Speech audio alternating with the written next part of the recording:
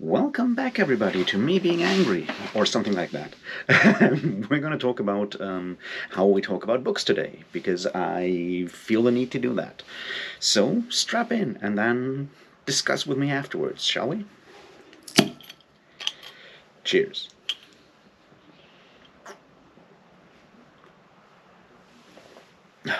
So, this has been weighing on me for a while, so I'll try to kind of explain what I mean, and then I'll try to explain why this is done. So my problem is that within, obviously, the Malazan fandom, but it's not limited to Malazan. There's a lot of other things where that is also the case. The problem is that once you have an established fandom, it even goes for music. I'll maybe use some like music samples later on as well. But the point is, once you have an established fandom, and new people show up and don't like a specific thing or whatever, the like the first response of people who really like that fandom or part of that fandom is to basically explain to those people why they're wrong or stupid or both. And that's a highly toxic thing to say, because there is no such thing as the perfect novel. Well, it exists. It's Winnie the Pooh, and I'll die on that hill. But apart from that, there is always something to criticize or something not to like. And even those are two different things. And they have nothing to do with intellect or anything like that. And this is sort of where I'm driving at here with this. Because it only keeps people away from reading books, and that's terrible. So let's look at it. First of all, personal taste. Second of all, legitimate criticism. Third of all, intellectual capacity to read a book. Now, those are three different things, and they are not related in any way to each other. Let's look at each of them. Let's start with personal taste. Now, I love books that are full of self-indulgent waffling, which is why I like books by Neil Stephenson, which is why I like books by Thomas Pynchon, or David Foster Wallace, or other stuff like that. It's something that I personally appreciate. They are full of, cleverly constructed sentences that make me smile, because I like cleverly constructed sentences for some reason. I don't know. They have a kind of humor that is oftentimes based on pop culture references and other things, and I can explain why I like that personally, and we go back to that later on when we're talking about intellectual capacity and bullshit. No, point is, I like that kind of thing, and that's well and good. Other people like other things. I'm sure there's people out there who like the novels of R.A. Salvatore, and more power to you. I think they're terrible. And I might at some point go and explain to you why I think they're terrible. But those are different things, which brings us to that second thing, criticism. Now, criticism is not the same as reviewing books, as I've hopefully made clear before. Reviewing books is about saying this book is good for you to read if you enjoy this and this and this, which, is like product review for any other thing as well. They're tied to selling books on the market. The market is an asshole, we all know that, but right now that's what we have. So we also need book reviews. That's what reviews are. Criticism, literary criticism, is a different thing. People actually learn how to do that when they study English language and all these other things, or study literature. That's when you learn how to criticize. You learn the forms of a novel. You learn, you learn the skills, you learn the trade to write a novel, or to recognize how it is done or not done. You learn the techniques. That's what criticism is about, because then you can go and read a particular book, or listen to a particular piece of music, or look at a specific painting, or what have you. Art criticism. You look at how well the techniques were applied by the artist. You pick out things that could have been done better or worse, and that's kind of what you put in your criticism. That's a different thing. I can criticize Neil Stephenson's books. I sometimes do. I think the last part of Seven Eves was unnecessary.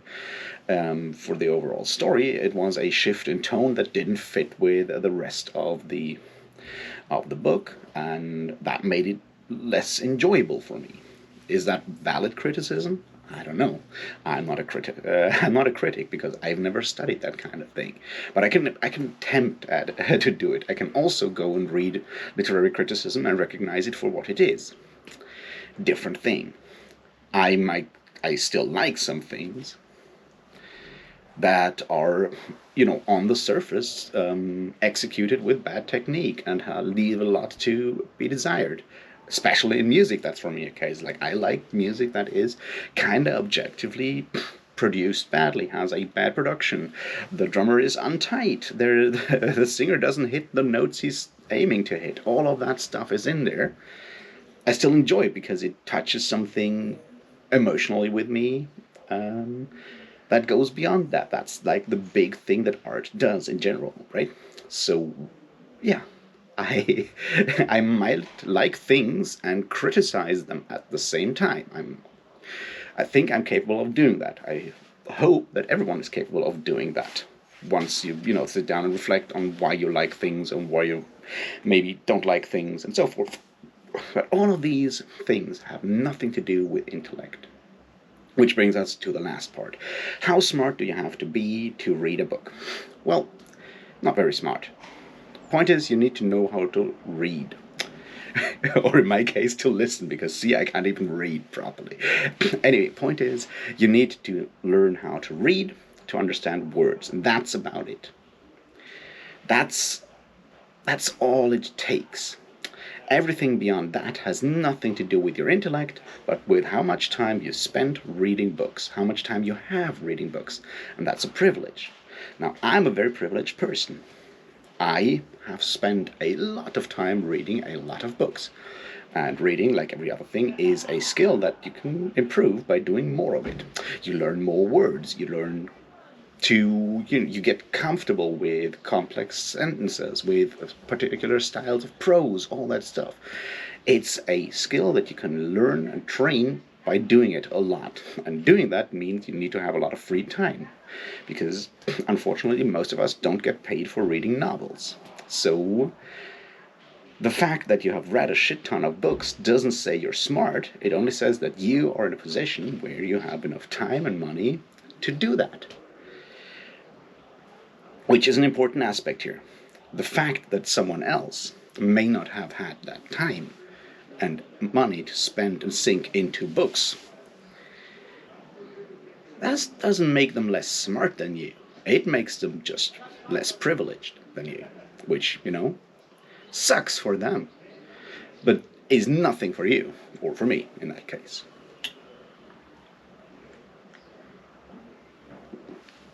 So, let's look at all of these things together.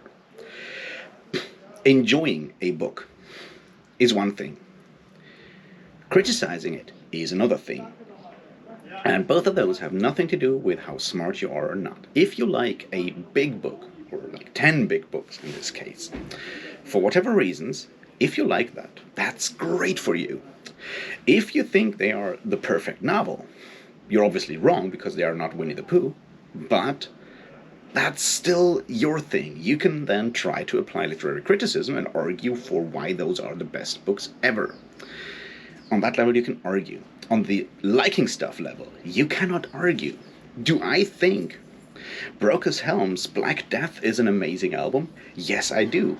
And you can explain to me why the production of that record is terrible all you want. That still won't change my personal tastes and the emotions I have when listening to that album. Same goes for books. You can explain to me why. Let me think of, you can explain to me why Wuthering Heights is an amazing book. And you can explain to me with literary criticism all you want. I still won't like it because I personally don't like that book. Or, like, didn't like it when I read it the first time. Maybe I'll understand more of it now when I read it again. We'll see. Maybe I'll do that at some point. My point is, you can argue about criticism. You cannot argue about taste.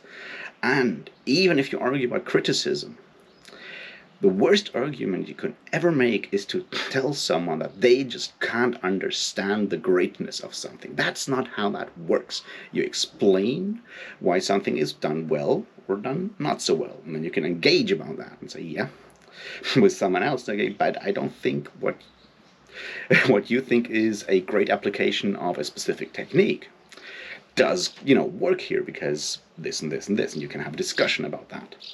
This is not about your intellectual capacities or the other person's intellectual capacity. And once again, this got nothing to do with liking stuff. So, why do I think this is a problem? Now, I totally, and we come back to the Pinchian and self-indulgent waffling now.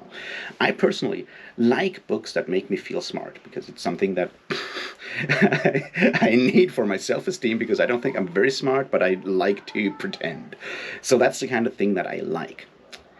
But I'm well aware of the fact that this is not actual smartness, but once again my privilege that I have had enough time to read enough obscure stuff to get the references that someone like Umberto Eco makes. I have had the time to read Aristotle and Borges, so I get his jokes in Name of the Rose. If you haven't read those books, that doesn't make you stupid. It just means you haven't had time to read those authors, which, makes sense. Also, you should definitely go and read Borges. I can't recommend Aristotle, though.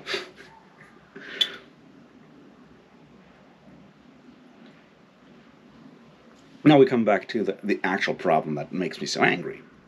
Is that especially right now with all these Malazan read-throughs or read-alongs going on and stuff like that, you have people going and saying, I didn't like this part. The humor of Tehol and Bug didn't click for me. And the response of some people is, well, you probably just don't get it. You're probably not smart enough. And that is bullshit. You don't have to be smart to like Tehol and Bug. You don't have to be smart to read Malazan. Will it help? Of course, because being smart helps with everything. But that's the only thing. You don't have to be smart to like something, and not liking something doesn't make a person less smart. It just means they like something different because they have a different personality, a different life experience. They connect to different things. And telling them that they are not smart enough to get something does one thing and one thing alone. No, well, actually two things. First of all, it alienates them and makes them want to stop reading that book. And two, more importantly, it makes you look like an absolute asshole. So we should all stop doing that. Now, we can obviously look at why there is that tendency, especially in the reading community, to do that, and so forth. But before we do that, once again, don't do it. Reading a book doesn't make you smart. Liking a book, that is big, doesn't make you smart. Not liking a book doesn't make you stupid. So don't tell anyone because you look stupid if you do that. And like an asshole and arrogant. So don't do it. Alright, the analysis. Why is that? Now, obviously, reading has always been connected to a specific kind of elitism, to a specific kind of intellectual. I mean, that's what intellectual versus intelligent means, right? Is that you have read a lot of shit. And that's always been a privileged thing. Nowadays, it is kind of the same thing, and there is that tendency that readers of a lot of different books think of themselves as being special because we actually go and sit down and read books instead of, playing computer games or watching TV or whatever. It's that weird idea that different types of media have different values, which they don't. There's shitty books out there, there's shitty movies out there, and there's shitty computer games out there. There's great books out there, and there's great movies out there, and there's great computer games out there. The medium has nothing to do with that, and none of those media is inherently more, better than any of the others. But since books are the one that has been around for the longest of these media types, they are, by a lot of people, thought of as more valuable. There is that inherent tendency towards conservatism and authoritarianism in, like, almost all of us. So we think something that's been around for 500 years must be better than something that's just come out now, because, I don't know, it doesn't work like that. Go read Charles Burke if you want to figure out why. I mean, don't do, because he's wrong. Not Charles Burke, Edmund Burke. I'm getting confused. Anyway, read Edmund Burke, or don't. Point is, we feel that a lot of people like kind of pretend or like are of the opinion, probably, that reading is inherently smarter than watching, playing, or what have you, which it isn't. On the other hand, we kind of notice that these other media, movies, TV, computer games, are way more popular or more present in those other media than books. So we also feel defensive about our reading, and then we do the same dumb thing that we spoke about with, what's his name, Salman Rushdie, and that bit. We go, yeah, but we're the smart elite because we are actually the people that read. And you only, we may just be the more privileged group because we have the time and money to do that. And that's kind of what we don't want to accept. Problem is that we do that as readers of all books towards readers of, or towards consumers of other media. And then we go and we do the same dumb, stupid fucking thing within our chosen small sub-genre of literature. Yeah, you read military fantasy. Well, I read Malazan, which is like military fantasy, but for smart people. And if you have not read that, and you'd rather go and read, I have no idea what other military fantasy is out there. I don't know, Powder Mage. You're probably not as smart as me, because I've read those 10 books. And you haven't. And that's incredibly arrogant. And it's horrible. And we should definitely fucking stop it, because it keeps people out of our communities, which in the long run will just hurt our communities, because what we need is more people reading those books that we love so we can talk with them about it. So the publishers sell more of those books, because once again, the market is an asshole, but it's the only thing we have right now, which gives those producers, gives those publishers incentives to treat artists and writers better. Maybe give us an actual reprint in hardcover of the Malazan book of the Fallen, for example.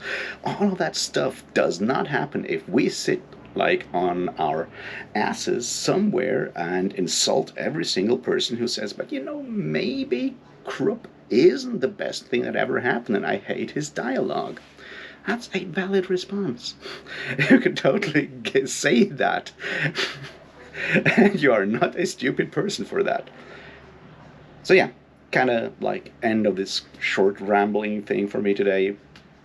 It pisses me off no end that within a already super small community, people are like alienating and aggravating newcomers when they voice some small form of criticism or just like a personal opinion, or like voice their personal tastes, likes and dislikes, and